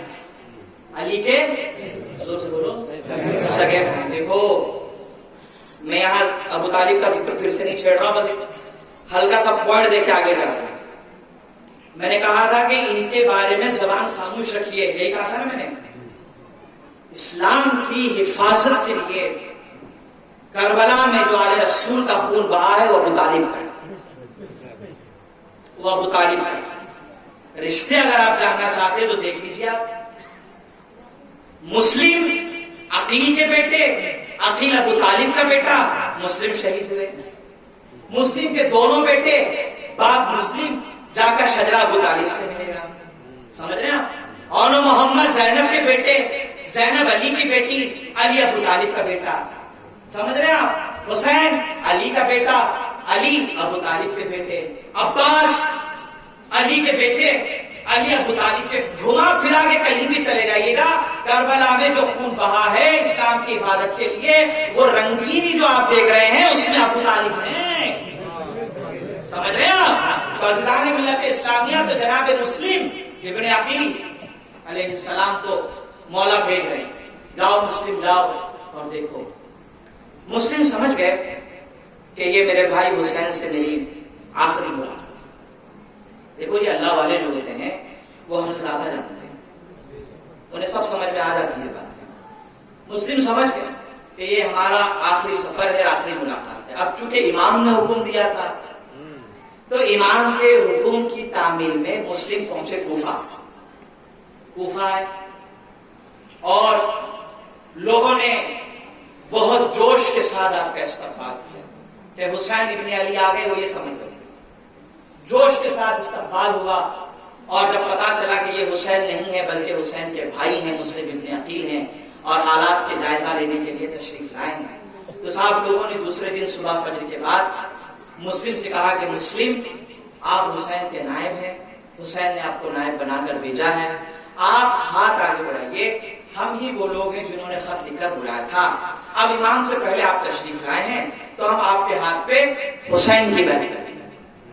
لوگوں نے مسلم ابن عقیل کے ہاتھ پر حسین ابن علی کی بیعت کی.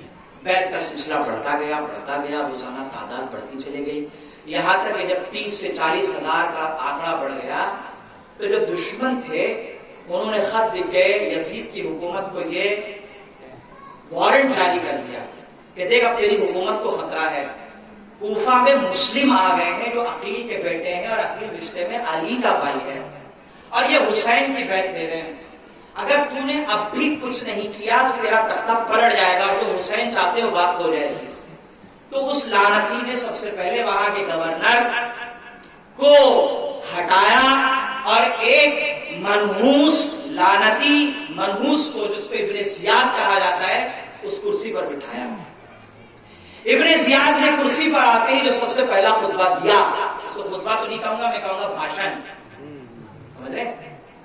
جو اپنی چل زبانی سے لوگوں کو جو ڈرایا, اس میں یہ جملہ تھا کہ سنو خبردار, جسے اپنی عورتوں کو بیوہ کرنا ہو, بچوں کو یتیم کرانا ہو, وہ مسلم کا ساتھ دے,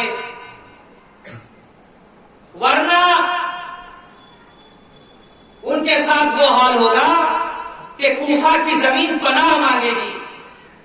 تو جب وقت کے اتنے بڑے گنڈے نے, دنیا کے اتنے بڑے دہشت گرد نے جب یہ اناؤنسمنٹ کیا تو صاحب جو لوگ خط لکھ کر بلا رہے تھے وہ ڈر گئے, اور انہوں نے ڈر کے مارے. دیکھیے ڈر انسان کی ایک فطری چیز ہے, سمجھ رہے آپ؟ ڈر انسان کی ایک فطری چیز ہے اور سب کو ڈر لگتا ہے. ڈر گئے اور موت کے خوف کی وجہ سے عورتوں نے ان پر پریشر ڈالا, کہا کہ دیکھو چھوڑ دو مسلم کو, کہیں ایسا نہ ہو کہ تم مارے جاؤ اور بیوہ ہو جائیں. بچوں نے کہا کہ ابا حضور چھوڑ دیجیے سب معاملات کو, مت جائیے وہاں پر, ہم چاہتے ہیں کہ زندگی آپ کے ساتھ گزرے, ہم یتیم کہلانا پسند نہیں کریں گے. جناب پھر یہ ہوا کہ دھیرے دھیرے دھیرے دھیرے جن لوگوں نے بیعت کی تھی اب انہوں نے اپنا ہاتھ پیچھے ہٹایا. پھر ایک وقت ایسا آیا کہ نماز مغرب ادا کرنے کے لیے جب مسلم ابن عقیل مسجد میں داخل ہوئے تو لوگوں کی ایک بھیڑ تھی. صرف 3 رکعت ہوتی ہے مسجد میں نماز مغرب. 3 رکعت پڑھتے پڑھتے پڑھتے جب اخیر سلام میں پہنچے تو مسلم کو یہ دیکھ کر صدمہ ہوا کہ تھوڑی دیر پہلے جتنے لوگ نماز کے لیے آئے تھے سب حالت نماز میں ہی چھوڑ کے بھاگ گئے. ان کا یہاں سے بھاگنا اور کوفہ میں اسی رات کرفیو لگا دیا گیا اور اعلان ہوا جو مسلم کو ڈھونڈ کے لائے گا اس کو اتنا اتنا انعام. تو صاحب ہر زمانے میں لالچی لوگ ہوتے ہیں, نیک اور پرہیزگار کے گھر میں بھی لالچی ہوتے ہیں, سمجھ رہے ہیں آپ. تو جب یہ اناؤنسمنٹ ہوا کہ ڈھونڈ کے جو لائے گا تو اس کو اتنا اتنا انعام ملے گا, تو انعام کی لالچ میں کچھ بھیڑیے مسلم ابن عقیل کو تلاش کرنے کے لیے نکلے اور قدرت کو جو منظور تھا وہ ہوا. جناب مسلم ابن عقیل بچتے بچاتے لوگوں کے شر سے کہ کہیں ایسا نہ ہو کہ شر بڑھ جائے, آپ نے ایک گھر کے اندر پناہ دی. واقعہ بڑا طویل ہے, اس کو میں سمیٹ رہا ہوں تاکہ مجھے مصائب تک پہنچنا ہے, تاکہ آپ مصائب میں غم حسین میں آپ کے چہرے نرم ہو جائیں. زانی ملت اسلامیہ مسلم بچتے بچاتے ایک عورت کے گھر تشریف لے گئے. اس عورت کو جب پتا چلا کہ یہ خاندان رسول کا چشم و چراغ ہے, مسلم ابن عقیل نام ہے اور حسین کا بھائی ہے, تو اس نے بڑی آبدت کی.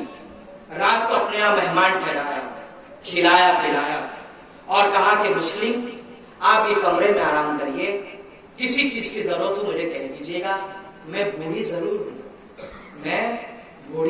ہوں لیکن خاندان آل رسول کی خدمت کرنے میں آپ مجھے کمزور نہیں پائیں گے. میں چاہتی ہوں کہ زندگی کے یہ جو آخری لمحے ہیں, میرے یہ آخری لمحے اولاد رسول اور اولاد علی کی خدمت میں نکل جائے تاکہ میری نجات کا ذریعہ بن جائے. بوڑھی ماں کی یہ باتیں سنی. تاریخ میں اس کا نام دعا ملتا ہے. دعا پرہیزگار عورت تھی, نیک تھی, مگر قدرت نے اس کے پیٹ میں جو اولاد رکھی وہ نکلا بدماش, آوارہ, لفنگا اور شرابی. جب اسے اس بات کا احساس ہوا کہ رات کی تنہائی میں کوئی کمرے میں ہے جو راتوں کو اٹھ کر اللہ سے عبادت میں لگا ہوا ہے, مناجات میں مشغول ہے, تو اس نے جب جھانک کے دیکھا کہ کوئی حسین چہرے والا, چمکتے نور والا نمازوں میں سجدے کر رہا ہے, دعاؤں میں مصروف ہے, تو سیدھا اپنی ماں کے پاس گیا. ماں کو اس نے ڈانٹتے ہوئے, ظلم کرتے ہوئے کہا کہ سچ سچ بتا یہ کون آیا ہے. ماں ڈر گئی. بوڑھا انسان ڈر جاتا ہے, ظالم کے مقابلے میں گھبرا گئی.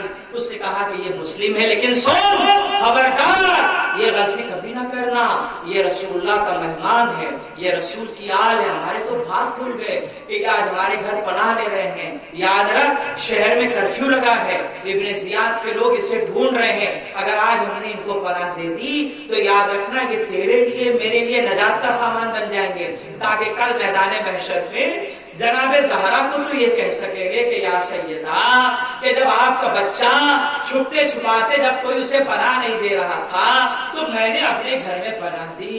جناب سیدہ کے سامنے میں یہ کہوں گی اور امید ہے کہ سیدہ اس کے ذریعے سے ہماری شفاعت فرمائے گی. میرے بھائیوں, یہ ایمان کی باتیں, یہ نور کی باتیں اسے سمجھ میں نہیں آئی. یہ راتوں رات اپنے گھر سے نکلا. اس نے جا کر اس وقت کی جو پولیس تھی اس کو کہہ دیا کہ جسے تم ڈھونڈ رہے ہو وہ ہمارے گھر میں, لاؤ میرا انعام. اس کے منہ پہ ہڈی پھینکی گئی, وہ اپنا انعام لے کے چلتا بنا. اب جناب سجدے میں سر ہے مسلم ابن عقیل کا, سبحان ربی العالی کی صدائیں بلند ہو رہی ہے. مسلم کو اچانک کانوں میں آواز آئی, گویا ایسا محسوس ہوا جیسے گھوڑوں کی ہنہناہٹ اور گھوڑوں کے ٹانپوں کی جب آوازیں آنے لگی. مسلم سمجھ گئے کہ اب وقت عقید قریب آ گیا. مسلم نے نماز مختصر کر دی.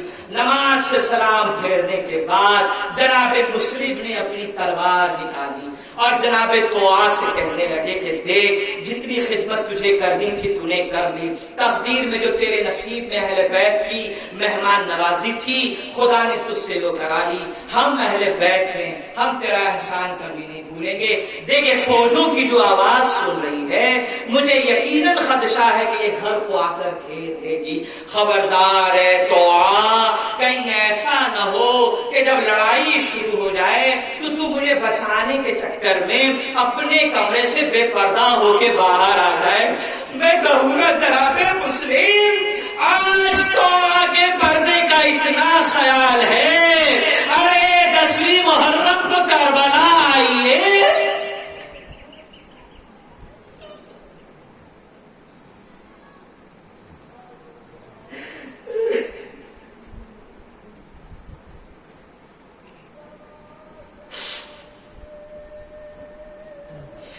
10 محرم کو کربلا آئیے. یہ دیکھیے پھوپھی زینب کی ردا چھینی گئی. ارے جناب ام کلثوم کی چادر سلامت نہیں ہے. مسلم یہ طوع, یہ بوڑھی کمزور, ارے اس کے چادر کا خیال کرنے والے ایک نظر کربلا میں آ کے دیکھیے گا کہ سکینہ کی چادریں کیسی تھی.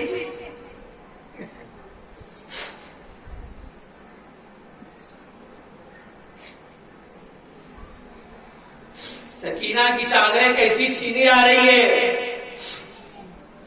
عزیزان ملت اسلامیہ, یہ مسلم اپنی پوری جواں مردی اور بہادری کے ساتھ مقابلے کے لیے اترے.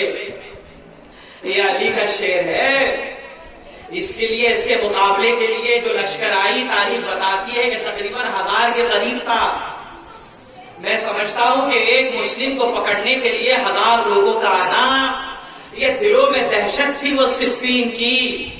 جو لوگوں نے دیکھا تھا کہ کس طرح علی کے بچے بڑھ بڑھ کر حملہ کرتے تھے. عزیزان ملت اسلامیہ, جہاد شروع ہوا. مسلم بہادری سے لڑ رہے ہیں.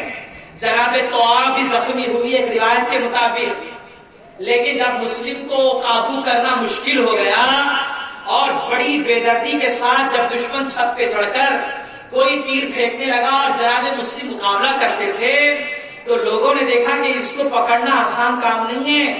تو انہوں نے خط لکھا راتوں رات ابن زیاد کو. تو ابن زیاد نے کہا کہ دیکھ یہ علی کی اولاد ہے, یہ ایسی نہیں پکڑی جاتی, ان کو دھوکہ دیا جاتا ہے. عزیزان ملت اسلامیہ, پھر دھوکہ دیا گیا. جناب مسلم کو کہا گیا کہ سنو مسلم, ہم اب لڑائی بند کرتے ہیں, تم کو امان ہے, چلے آؤ. مسلم نے کہا دھوکہ تو نہیں دو گے؟ انہوں نے کہا نہیں, ہم دھوکے باز نہیں ہیں. لیکن جب مسلم آئے تو ایک روایت کے الفاظ ہیں کہ مسلم جیسے ہی قریب ہوئے تو ایک ظالم نے ایسی تلوار ماری, تاریخ بتاتی ہے کہ مسلم کے دونوں ہونٹوں کے اوپر ایسا وار لگا کہ جناب مسلم کے ہونٹ کٹے اور خون بڑی تیزی کے ساتھ زمین پر گرا. جب مسلم زخمی ہوئے تو لوگوں کو موقع مل گیا اور لوگوں نے مسلم کو اریسٹ کر لیا. مسلم جناب قیدی بنا دیے گئے اور اس کے بعد دربار میں پیش ہو رہے ہیں.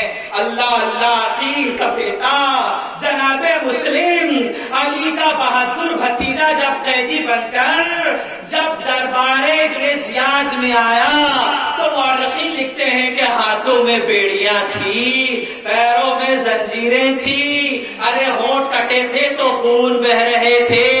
لیکن مورخ کہتا ہے کہ مسلم کی گردن جھکی نہیں تھی, مسلم کی گردن کھڑی تھی.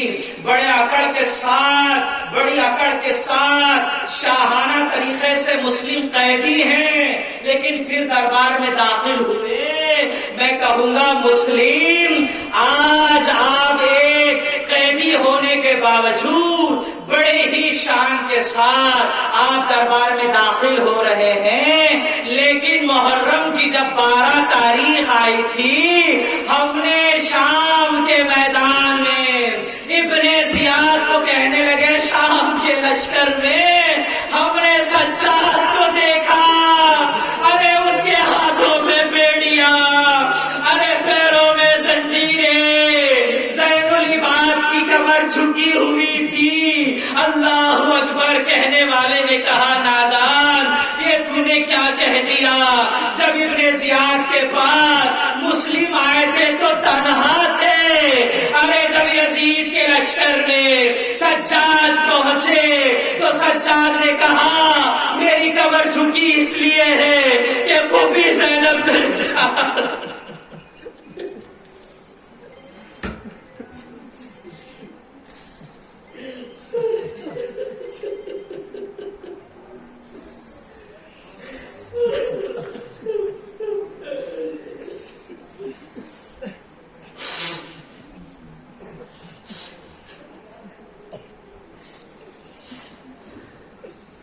میری کمر جھکی ہوئی ہے، تانا دینے والے ذرا ایک نظر دیکھ تو صحیح کہ پھوپھی زینب میرے ساتھ ہے، ام کلثوم ساتھ ہے، اما لیلا، اما ام رباب، ارے زینب کی سہیلیاں سب ساتھ ہیں۔ عزیزان ملت اسلامیہ، تاریخ بتاتی ہے کہ جناب مسلم کو ابن زیاد کے قریب کیا گیا، ایک کمبخت نے کہا کہ امیر کو سلام کر۔ ابن زیاد کو جب امیر کہا تو مسلم نے پڑھ کر گرجدار لب و لہجے میں کہا کمبخت میرے نزدیک امیر یہ ابن زیاد نہیں، حسین میرے نزدیک امیر ہے، میں حسین کے علاوہ کسی کو امیر نہیں مانتا۔ بس یہ گستاخی اسے برداشت نہیں ہوئی۔ ابن زیاد نے کہا کہ لے جاؤ چھت پہ، اللہ اکبر۔ چھت پر چڑھتے چڑھتے ایک نظر کوفہ کی طرف مسلم نے کیا، کہا السلام علیکم یا محمد اللہ، یا حسین، بھائی کا سلام آخری قبول کیجئے۔ اللہ اکبر، حسین محفل میں ہے۔ اچانک حسین نے کہا وعلیکم السلام۔ لوگوں نے کہا حسین سلام کرنے والا نظر نہیں آتا، آپ سلام کر۔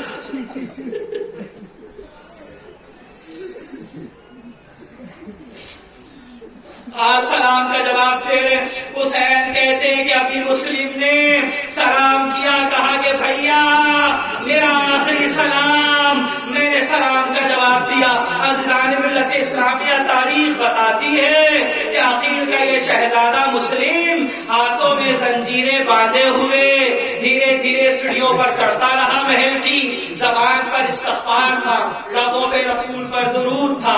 محل کی چھت پر جیسے ہی پہنچا، تاریخ یہ بتاتی ہے عزیزان ملت اسلامیہ کہ کربلا کے ہر شہید پر جیسے وہ گھوڑے سے گرتا تھا تو ایک خاتون تھی جو اس پر شہید کے پاس پہنچتی تھی۔ مورخین کہتے ہیں یہ کوئی اور نہیں، ارے یہ حسین کی ماں۔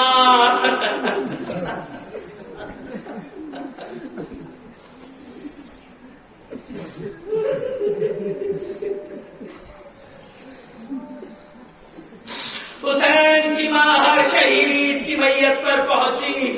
اللہ اکبر، مورخین لکھتے ہیں کہ جیسے ہی گردن سر سے جدا ہوئی، زمین پر اس سے پہلے کہ گردن گر گئی، جناب زہرا نے اپنی چادر پھیلائی۔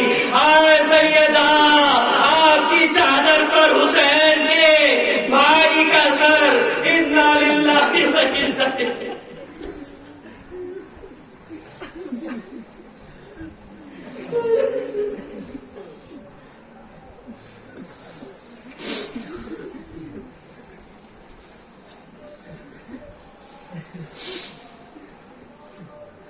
عزیزان ملت اسلامیہ، مسلم شہید ہوئے۔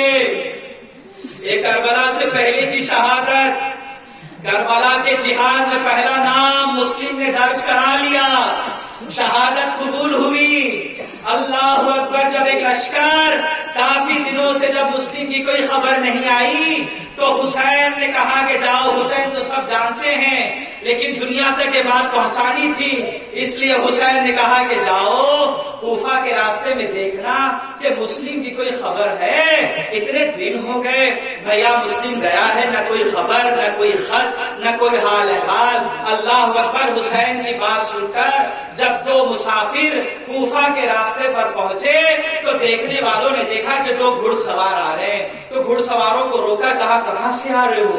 کہا کوفہ سے آ رہے ہیں، رہنے والے کوفہ کے ہیں۔ کہا اچھا یہ بتاؤ، کوفہ میں کچھ دنوں پہلے عقیل کا بیٹا مسلم آیا تھا، وہ کس حال میں ہے، کیا حال ہے، وہ کہاں پر ہے، کچھ خبر بھی رکھتے ہو، کچھ جانتے بھی ہو؟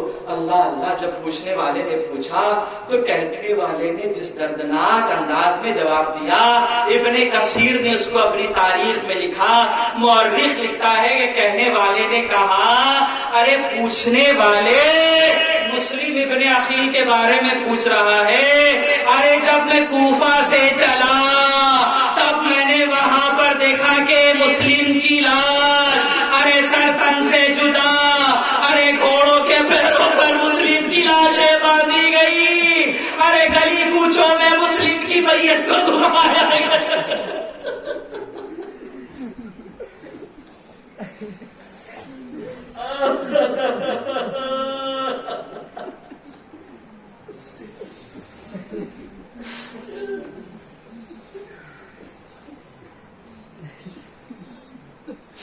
گھوڑوں کے پیروں میں ارے مسلم کی لاش گھمائی گئی، اور اس سے بس نہیں ہوا تو چھوٹے چھوٹے بچوں کو ہاتھوں میں پتھر دے کر کہا گیا کہ اسے مارو، یہ حکومت کا باغی ہے۔